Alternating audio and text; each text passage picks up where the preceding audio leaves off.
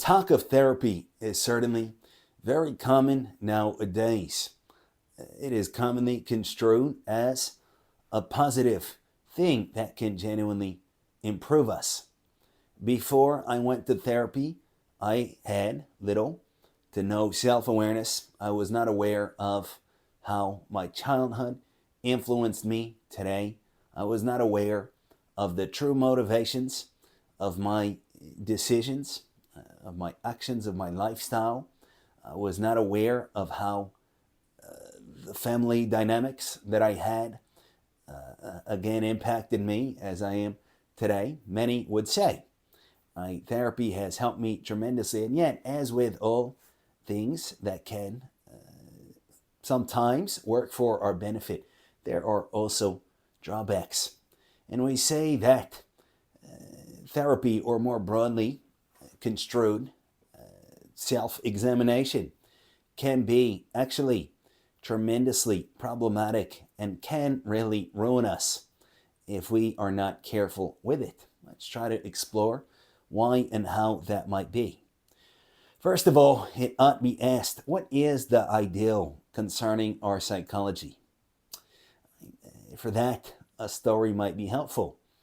A young person once came to a renowned psychologist and said, "Here's my problem. I have extensive self-knowledge. I've even written a whole treatise, like a book, about myself and all of my problems." And the psychologist took a look at his book and said, "Wow, this is quite astute, right? You do have phenomenal self-knowledge, right? So what's the issue?" "Well, I still have these problems and I'm still not happy. And how come, even though I know everything about myself, I still feel inadequate?" And then the psychologist made some kind of suggestion implicating the individual ethically, meaning you're not a very good person. And the fellow, with all his self-knowledge, supposed self-knowledge, with all his supposed self-awareness, stormed out in anger and never returned, per the story and as it is at present recollected.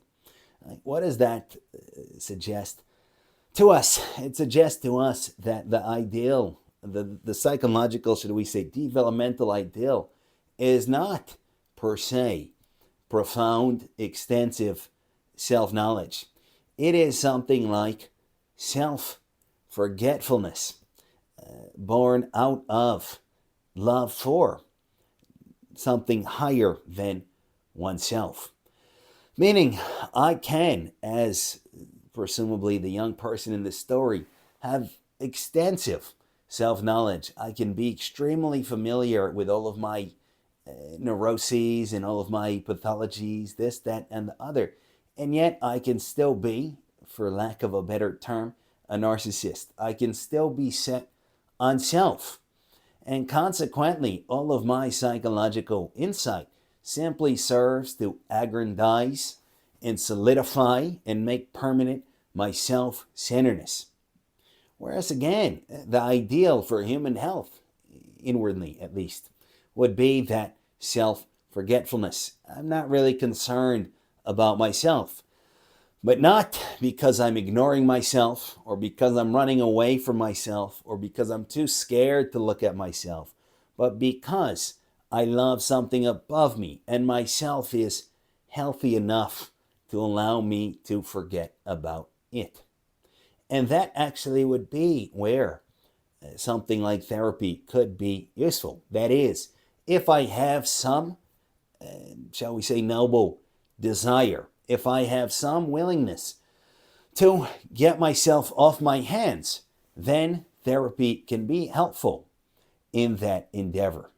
To better clarify what that can mean, let's take an analogy. Imagine that an individual went to a professional, presumably somebody like a doctor or a physiologist, a chiropractor, simply and solely for the purpose of discussing his or her bodily problems, but without any desire to get rid of these problems. Every week I have a session and I talk to somebody about the pain in my knees and in my neck and in my back and my gastrointestinal issues and my migraines and so forth.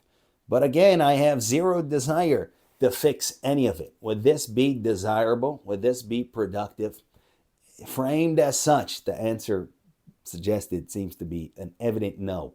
It would simply drive me nuts, and it would make things worse. Not only am I then physically afflicted, I'm now psychologically afflicted because that's all that I'm thinking about. I've ingrained a self-image that I'm an invalid, that I have all these problems, and the more I talk about it, the more solid and set in stone that would then seem to be. On the contrary, what would be helpful, what would be productive would be if I went to a doctor, I went to some other such professional with the express intent to correct myself so that I can use my body for something beyond vanity, right? And forget about my body, right? I want to have knees that are healthy enough so that I can play with my kids, for example, without thinking of my knees all the time. I want to have digestive health that is healthy enough so as that I can work and have family time without always being in a certain kind of place. Right? I have to have that intent to be healthy. I have to be willing to take steps to improve my physical health. And that's when noting my issues certainly can be extremely constructive. If I forget about my issues in this way, right, I just try to ignore my body in cases where I should not ignore it, that then would lead to problems, right? I'm supposed to do something about my high blood sugar to avoid it progressing to, let's say, diabetes if I do not yet have it, but I ignore it because I'm too scared to face the issue, because I'm embarrassed, because of my pride, because of my self-image. I'm the healthiest person. How can I possibly have high blood sugar? Then it would lead to problems, right? Conversely, if I have no intent to correct my problems, but I simply want to discuss my issues. Oh, me, the one with high blood sugar. Oh, okay, so I don't need so much sugar. No. I want to have high blood sugar. I just want to discuss it. That would also not be the way to go. It would be to recognize the issues and then have the desire to correct them. So just so it is argued by the way of what would be called therapy and or self-examination. It is not enough to recognize my issues, nor is it enough or desirable to simply discuss my issues. I have to have the desire to get myself off my hands, to be healthy enough to forget myself. And that is when pinpointing my issues can help. Now that I have identified such and such conflict stemming from my childhood, stemming from past experiences or in connection with those past experiences, how I interpreted them, whatever the case might be, I can willingly, enthusiastically correct my errors, right my wrongs, I apologize to the people that I've hurt, and become self-aware of my, let's say, insensitivities and my poor behavior and such, and I can move ahead and progress and go beyond myself and forget myself and stop being so self-centered.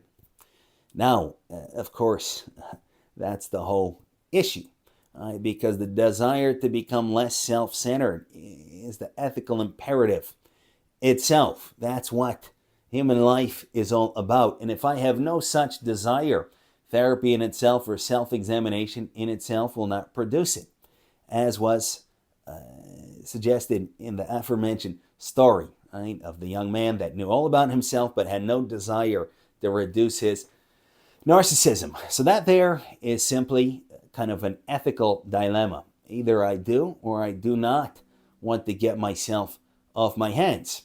Right? And if I do not want to get myself off my hands, therapy, self-examination, it may be practically helpful, giving me some tools to manage my emotions or whatnot, but it, in all likelihood, will ultimately cement my self-centeredness and just make me more of an issue for myself and add to pride at that.